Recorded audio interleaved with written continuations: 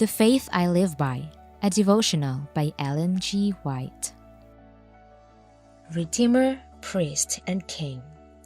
For such an high priest became us, who is holy, harmless, undefiled, separate from sinners, and made higher than the heavens. Hebrews chapter 7, verse 26.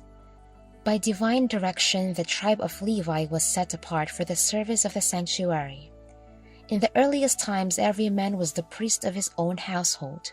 In the days of Abraham, the priesthood was regarded as the birthright of the eldest son. Now, instead of the firstborn of all Israel, the Lord accepted the tribe of Levi for the work of the sanctuary. The priesthood, however, was restricted to the family of Aaron. Aaron and his sons alone were permitted to minister before the Lord. The rest of the tribe were entrusted with the charge of the tabernacle. In accordance with their office, a special trust was appointed for the priests. Thou shalt make holy garments for Aaron thy brother for glory and for beauty. Exodus chapter 28, verse 2, was the divine direction to Moses.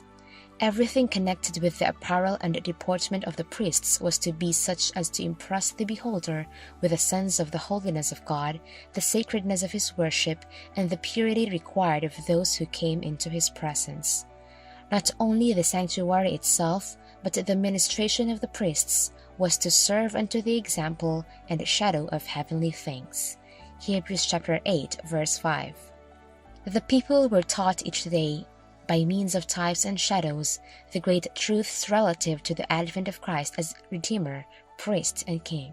And once each year their minds were carried forward to the closing events of the great controversy between Christ and Satan, the final purification of the universe from sin and sinners.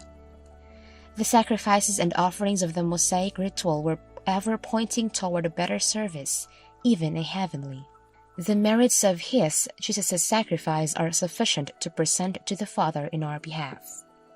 We are to have free access to the atoning blood of Christ. This we must regard as the most precious privilege, the greatest blessing ever granted to sinful man.